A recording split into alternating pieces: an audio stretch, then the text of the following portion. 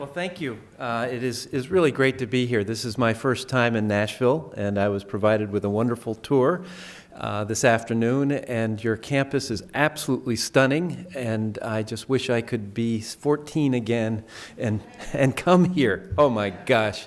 And anyway, so thank you for being here. And the book I'm going to talk about, Valiant Ambition, really began for me 34 years ago when my wife and I and our then two very young children moved to Nantucket Island, which is 30 miles off Cape Cod. And I was very excited to be moving there. At that time, I had been an English major, and Moby Dick was my favorite book all time, and I was very excited to be moving to the port of the Pequod. But it was very soon after moving there, I just became fascinated with the island. Nantucket was the whaling capital of the world. And this was when whale oil was what petroleum is today. Nantucket was the Mobil Oil headquarters of its day at a time where instead of drilling holes into the ground and extracting crude oil, you killed whales and ripped off the blubber, boiled it into oil, and it was the Quaker Nantucketers, Quakers with a vengeance, as Melville called them, that established really America's first global economic force. And so it was just a fascinating story, and I began to research what would become my first work of history. It's called A Way Offshore. It's a history of Nantucket through the whaling era, and it was while researching that I came across a book called Letters from an American Farmer by Hector St. Jean de Crèvecoeur, a Frenchman, and Crèvecoeur means broken heart. Crèvecoeur had fought in the French and Indian War on the side of the French. Through circumstances that are still hazy today, ends up in America, owning a farm on the Hudson River Valley, married to a local girl, and Crèvecoeur falls in love with America. He had grown up petty nobility in Normandy, and the English colonies in the 1760s were unlike anything he'd ever experienced in Europe. You could come from any country, any economic background, any faith, and if you worked hard, you could make a new life for yourself. He famously says, and the reason I was reading Letters from an American Farmer was he traveled all over the colonies and spent a lot of time on Nantucket Island, saw it as a real symbol of what America was all about. He said these islands fertilized with whale oil only, and actually it was a source that was important to Melville when he would write Moby Dick. And I was reading these because three of the 12 letters were about the island, and this is a true love letter to colonial America until you get to the 12th and last letter. His utopia is destroyed by the outbreak of the American Revolution, and Crèvecoeur can't understand. Why are we having a revolution? We are here in America. We are the most prosperous, least taxed people in the Western Hemisphere. What is the problem with English rule? Why are we doing this?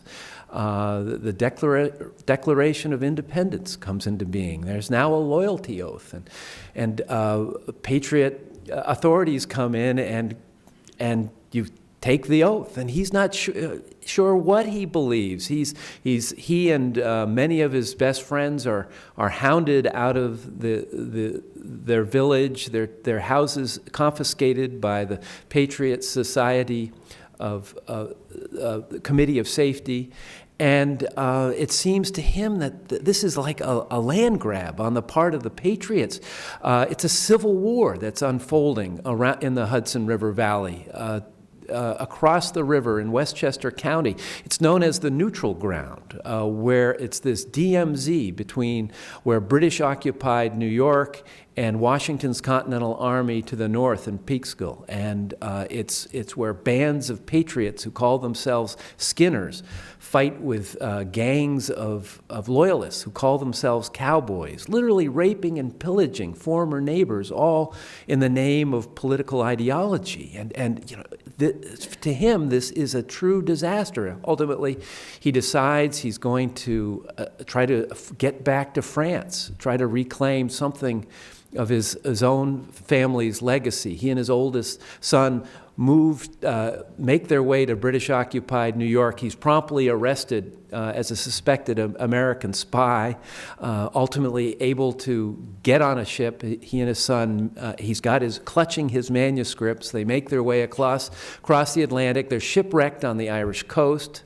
Plucked from a rock, he makes his way to London and publishes Letters from an American Farmer, published in 1784 during the American Revolution, and it is probably the best account of the colonies prior to the outbreak of the Revolution that we have. And this was a side of the American Revolution that I had never heard about growing up. You know, to me, the Revolution was about citizen farmers, militiamen, whether they were in Massachusetts or any of the colonies, banding together, and after 8 years of conflict, improbably defeating the mightiest military power on earth, and thereby throwing away the shackles of British tyranny. But what Krevkor described was just something completely different, and I realized at some point I need to go there, try to figure out what was going on. Well, the book I wrote before Valiant Ambition is called Bunker Hill. And it's about, as you might expect, the outbreak of the revolution in Boston. All my books, in one way or another, are about groups of people, whether they are the crew of a whale ship that has been rammed by a whale and the men are forced to go into their whaleboats and subjected to terrible ordeals in the middle of the ocean, or there are 102 pilgrims on the Mayflower about to find themselves on the New England coast in winter, or in the case of my book, The Last Stand, Custer's cavalry on a collision course with the Lakota under Sitting Bull. And I'm fascinated with what happens to groups of people under extraordinary stress and change. And I wanted to know what happened to the citizens of Boston. It was a place where I was born, actually, and what happened to them. And this was when Boston bore absolutely no resemblance to what it is today. Boston then was a 1.1 square mile island connected to the mainland at Roxbury by this narrow neck of land that in high tide, spring high tide, would actually flood, making it a literal island. And it was an island that had the population of year-round population of 15,000 of what Nantucket has now. So I just saw similarities and wanted to explore that. And it builds to the crisis of Bunker Hill, which is when a series of skirmishes at Lexington and Concord become all-out war. And this is the great change. And that is kind of the climax of the book, but what fascinated me was the subsequent appearance of George Washington a few weeks later. And, I grew up with George Washington on the $1 bill, that staid pragmatist, that old man who gazed at you with a critical eye. And the George Washington who arrived in Boston in 1775 was not that man. He was in his early 40s, red-haired, and he was not yet the defensively minded general he would become in a few years on. He was, by temperament, aggressive, and he was very upset with the army he had inherited after Bunker Hill. These were New Englanders, and having now lived in a New England town for more than 3 decades, we have this tradition that goes to the very beginning of the town meeting, the annual town meeting. And this is democracy in its combative best, where, the citizens of a town just basically screaming at each other for 3 hours and fight it out until the point that they come to a consensus. But it's participatory, and it's how the New Englanders had grown to, that was how they were reared. And when Washington would give an order, the soldiers would usually say, whoa, wait a minute. After we discuss this, we will then decide whether we agree to do as you've requested us. And this drove Washington crazy. How am I going to fight the professional force of the British Army with this ragtag group of farmers? And so what he wanted to do was, by this time the British had occupied Boston, he wanted to attack. They didn't have enough gunpowder, but he felt, how am I going to have a long-term war? We've got the British holed up in Boston. Let's attack, burn the city if we have to, and finish this thing. 5 times he would bring this proposal before his Council of War. Every time he would be voted down unanimously. But this was a Washington, I needed to find out about. Ultimately, he wanted to have this great battle. Ultimately, it would end with kind of a whimper when a bookseller named Henry Knox would somehow at winter bring down 40 large cannon from Fort Ticonderoga and make huge sleds and take them over the snow and deliver them to Boston. And when several of these cannon were placed atop Dorchester Heights with a commanding view of the city, the British were forced to evacuate. And so ended the siege of Boston. And I needed to follow George. Where was he going to go next? I wanted to follow him into those middle years of the war when it would become a genuine civil war, but who to pair up with him? Enter my mother, Mary Ann Dennis Philbrick. Now, my mother marched to the beat of very much her own drummer. She loved to tell you exactly what she believed, especially if she knew you wouldn't agree with her. She was, we lived in Squirrel Hill neighborhood of Pittsburgh. It was Mr. Rogers' neighborhood, literally it was. Miss Philippa Kay's daughter was my first babysitter.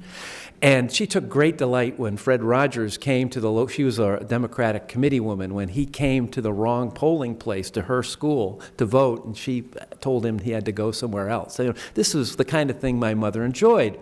And her hero was Benedict Arnold.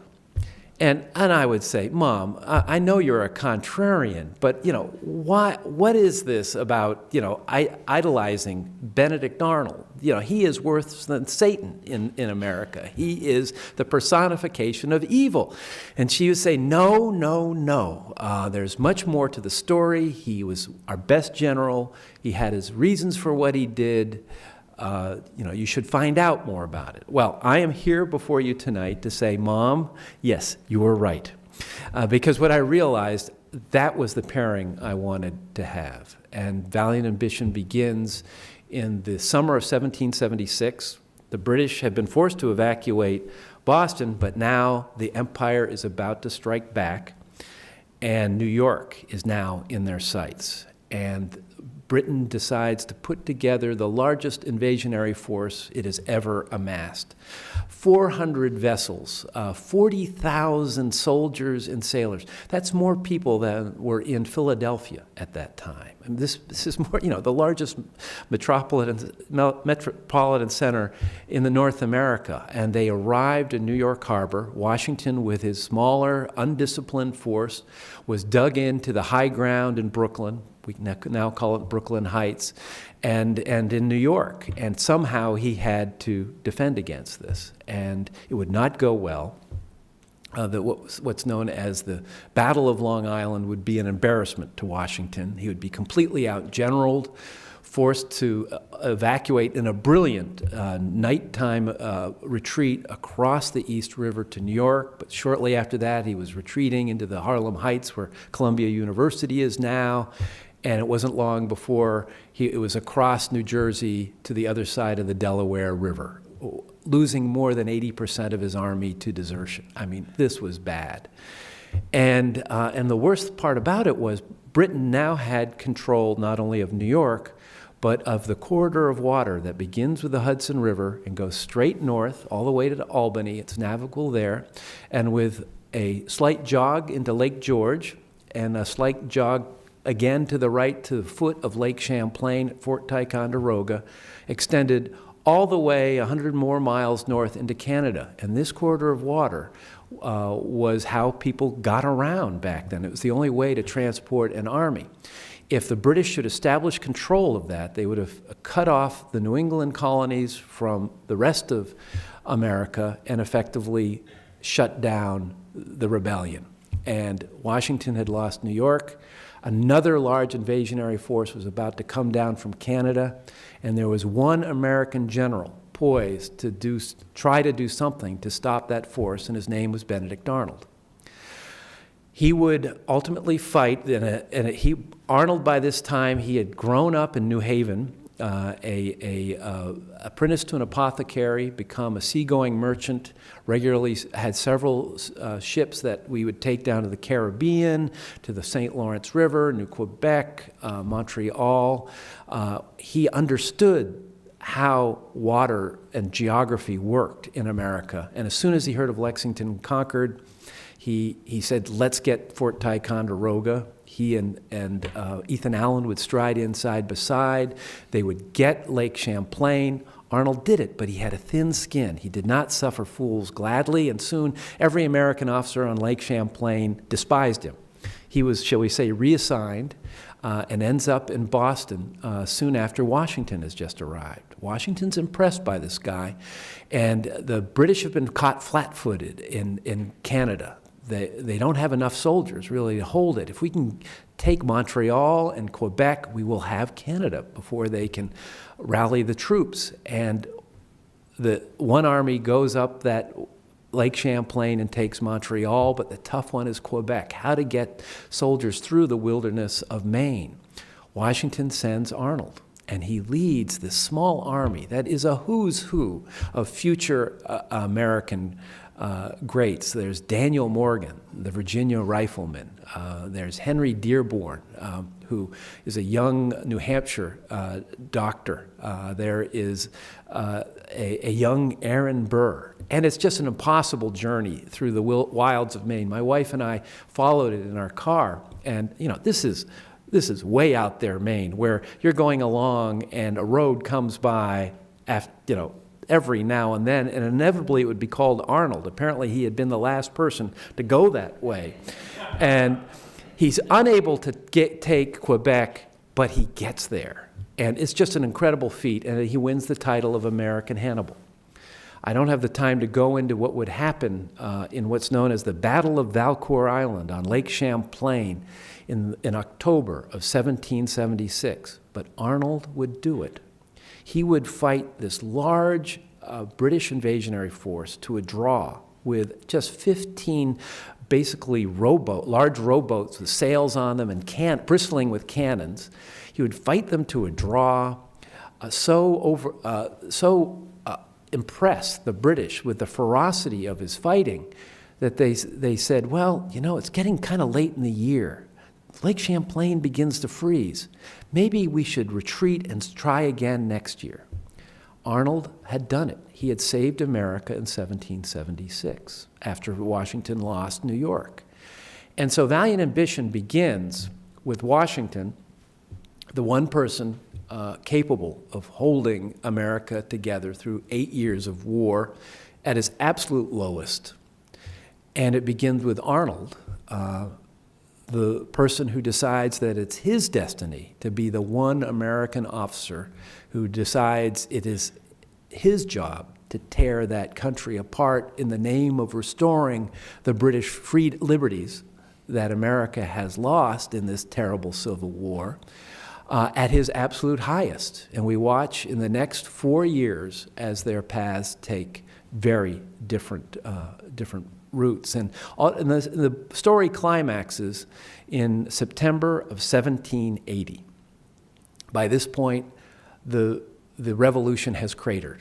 We've now have had Valley Forge, and it's devolved into a stalemate where the British are in New York, Washington is poised on the Hudson River, there's fighting going down in the south, but nothing really happening.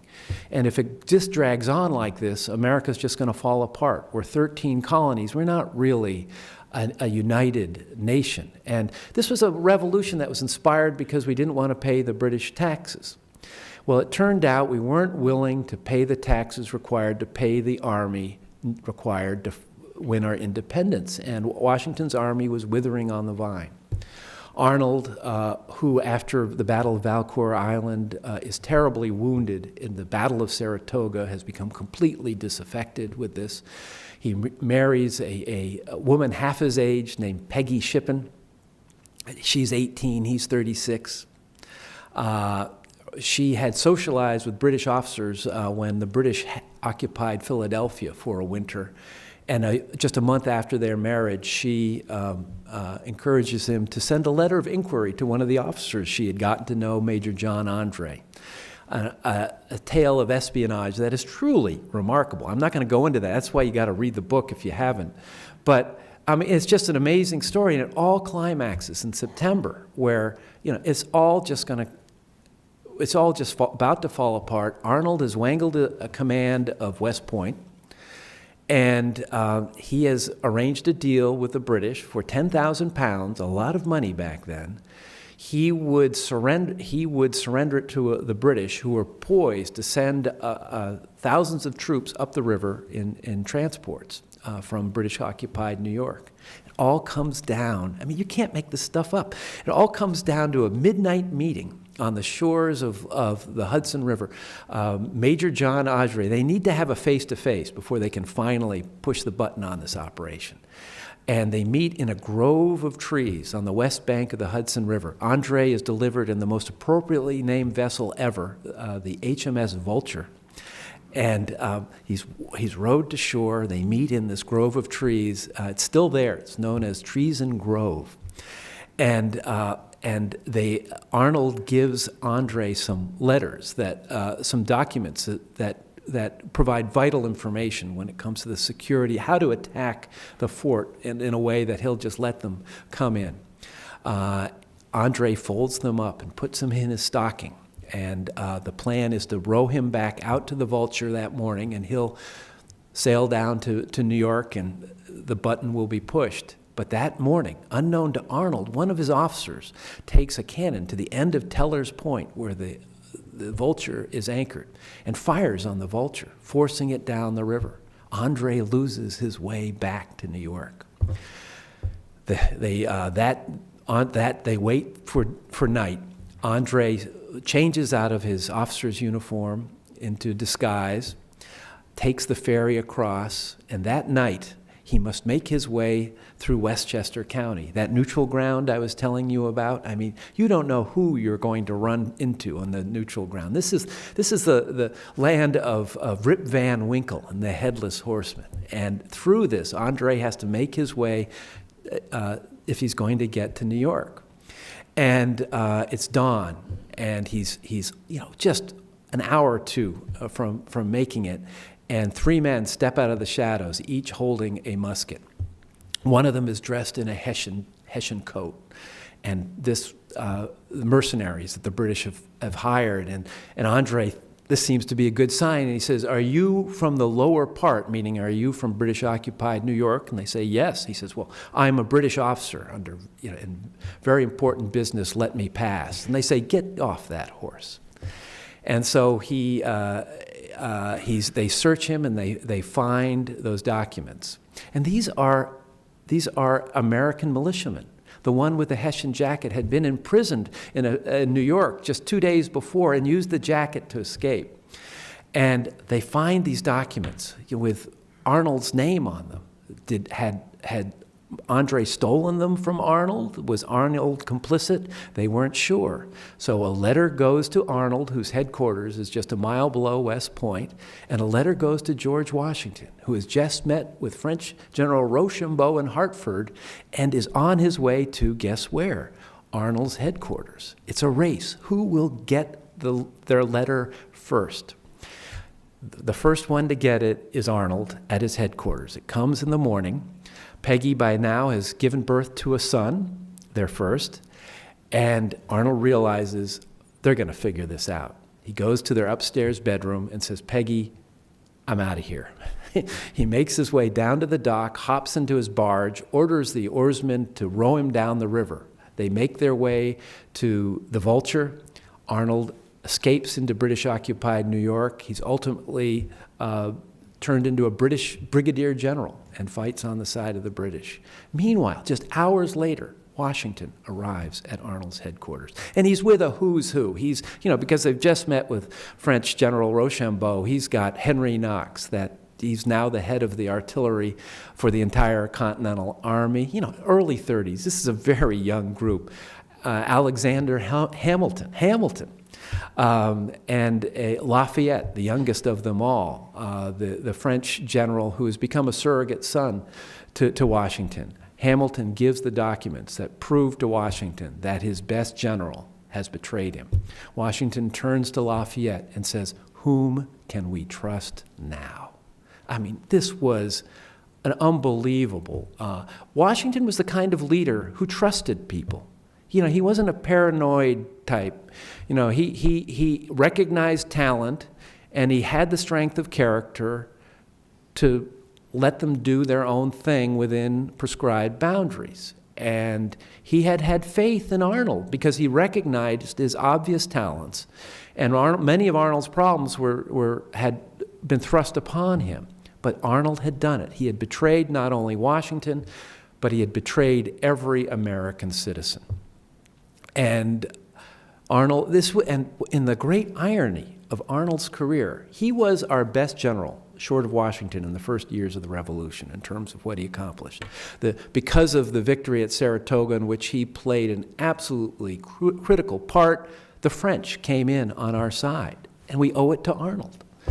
But it was through his treason that you can argue he had the most powerful effect when it came to ultimately American independence. Because when people heard that Arnold had betrayed them, he was burned in effigy in towns up and down the Atlantic seaboard. This was a wake-up call that, the biggest threat to America is not the British. It is us. And we need to finish this thing. The British would make the terrible mistake. By the way, John Andre would ultimately be hanged as a British spy, a highly controversial act, even among Washington's own officers. But Washington realized in this terrible time there needed to be an act of firmness. This is what the country needed. The British would make the mistake of sending Arnold to Virginia, where he would prove he was probably the best general on both sides. Soon Richmond would be in flames. Jefferson would be running from Monticello, and Washington, in a fury, would send Lafayette after him, and thus would begin the movement of troops that would climax in less than a year's time with the great victory at Yorktown that won us our independence. And so I think Valiant Ambition is really a study in character, and it is an argument that we owe our independence as much to the heroes that inspire us as to the enemies that also inspire us. Because ultimately, Arnold has become, when it comes to the story of American Genesis, the story that we look to as what we came from, Arnold has become the serpent in the garden. He is part of the mythology of America. There's no other name that holds with that kind of emotional punch. And it is the great tragic irony of Arnold's career that he became this role. And so ultimately, for me, the hero is Washington. Because through all this, he was the rock, the one that held everything together while centrifugal forces were pulling it in various directions. And ultimately, we owe our country to his endurance and incredible patience and strength of character. Well, thank you.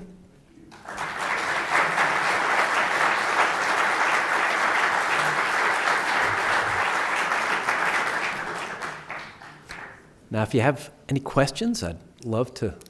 Yes? Did he lose his young, beautiful wife after all this? I think he did, didn't he? Arnold's life is a story of tragedy. His young, beautiful wife clearly had a role in all this when it came to, it could be argued she really kind of stage managed his treason, because he was very ambivalent, and it would go back and forth. Ultimately, she would write a letter to Andre that said, let's keep this negotiation going. But it was, I mean, it would have been incredible to be a fly on the wall in the conversation they had in his quarters before he left. He goes to New York. Washington and everyone is convinced that she was blameless in all this. She went into hysterics and claimed to see Arnold, a vision of Arnold, floating into heaven, or all this kind of thing. And it was assumed that she was blameless and was driven temporarily insane by the knowledge that her husband had betrayed his country. She would be given the option of either going to New York or home to Philadelphia. She went home to Philadelphia. Philadelphians made it clear that she was not welcome in their city. So her father escorted her to the border of British-occupied New York, said goodbye to her, and she rejoined her husband. Once again, it would be very interesting to know what that conversation was like. And in 2 months' time, she would be pregnant with their next child. And they would have, ultimately, Arnold would be involved in the campaign in Virginia as sort of a parting blow to New Englanders.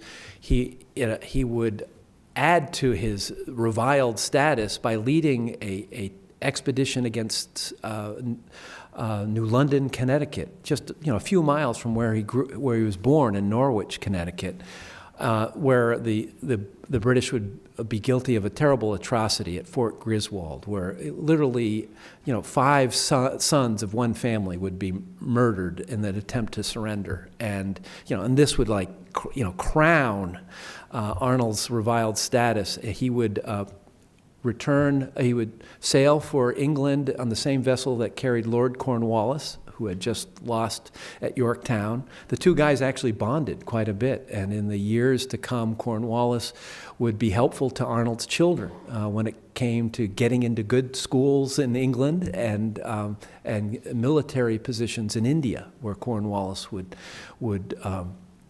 serve with great distinction after the disaster at Yorktown.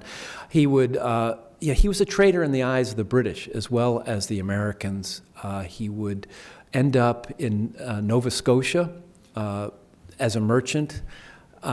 Things didn't go well there. He would be burned in effigy by his neighbors before he returned to England, where he was insulted in the halls of Parliament, which caused him to have a duel with Lord Lauderdale. And it just didn't go well from there. He would die in debt. Peggy remained at his side the whole time, and after his death, at the age of 60, would slowly bring back, deal with the debt and pull the family together. And so it was my wife and I visited the home in which Arnold died. It's now a dentist's office, so it's still a house of pain, I guess. But yes, any other questions? Yes? I'm a fan of Mayflower and Bunker Hill, but Valley of Mission in particular. So much of it is about the personalities that obviously you're describing here tonight. I'm curious as a historian, as you rely on letters, correspondence, and personal histories, how do you wade through fact and fiction and some of these characters attempt to tell their story in a more favorable light to posterity? I'm curious as how you try to determine what is real and what is... Yeah.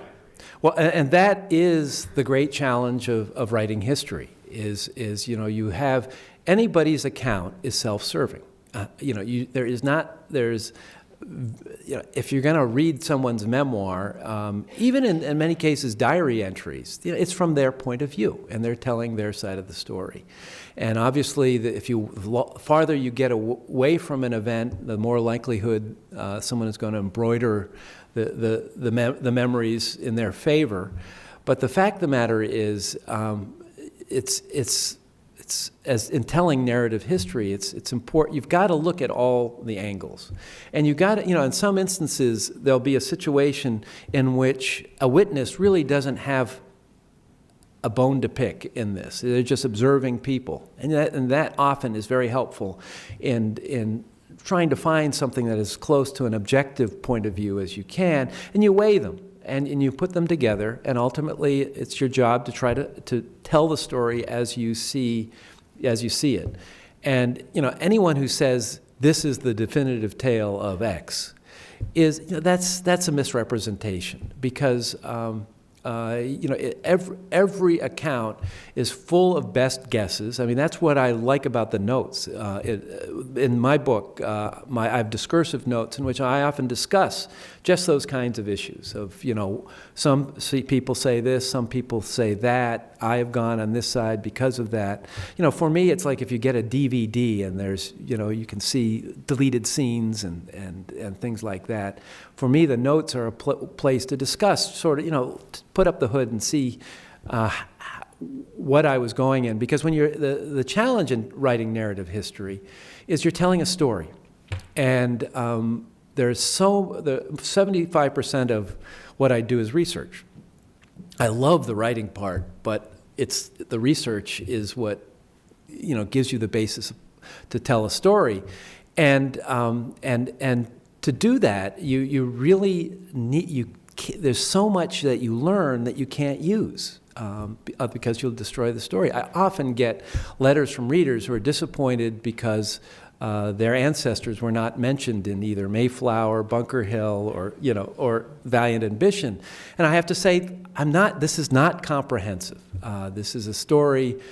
The biggest there's a challenge of research and determining what happened, but there's also the challenge of finding a narrative, finding a point of view that is provocative, that tells what you want to say in a way that engages the reader, and not just the intellect, but the emotional side of the reader. Because I really feel the importance of history is that it's a human lesson. It's not a group. There's such a tendency, I think, to look at the past as a time when heroes strode the land, and they were different from us. They saw what they were about. They recognized the ultimate values that we are pallid heirs to. And that's baloney.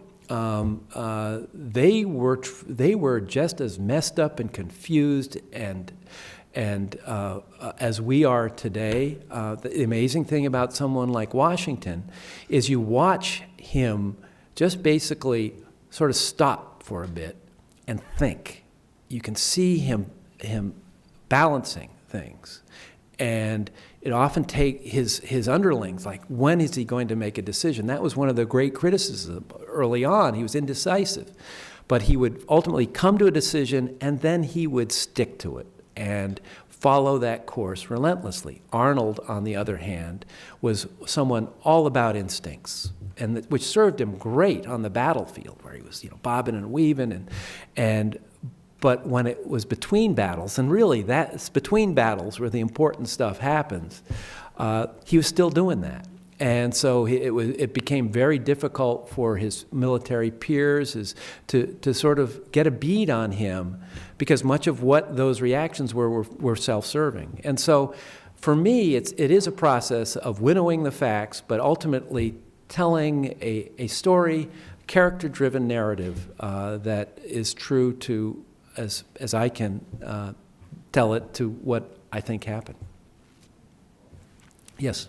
I want to be careful in phrasing this question so that I don't end up playing the role in this room of a Benedict Arnold effigy in the 1780s. But just in sort of piggybacking on that question, when you look at his decision in 1780 to commit treason, to cut a deal, and you're reading the versions of it, do you think it was, in his mind, a sincerely noble thought that this was actually going to provide a good end to what was going on, and he convinced himself that was genuinely true, or do you think that it was really actually about money and wanting to just get out of this, and he somehow convinced himself by fig leaf of the story that this was a noble thing to do? Yeah, I was both.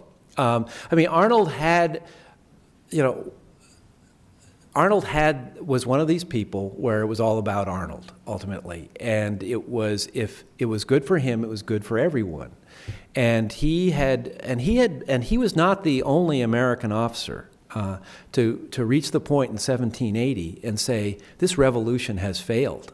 The American people have turned their backs on the commitment they made to one another with the Declaration of Independence. No one was volunteering. We didn't have the recruits we needed. We didn't have the funding. It was, and it was, the Civil War that I described, and it was time to, as bloodlessly as possible, from his point of view, as he would say later, he said, I never thought the Americans could win. And if that was going to be the situation, the best thing for the country was to, as bloodlessly as possible, bring back English rule and restore the British liberties that this country had enjoyed before the Revolution. But this did not prevent Arnold from insisting that he get paid a lot of money for the privilege.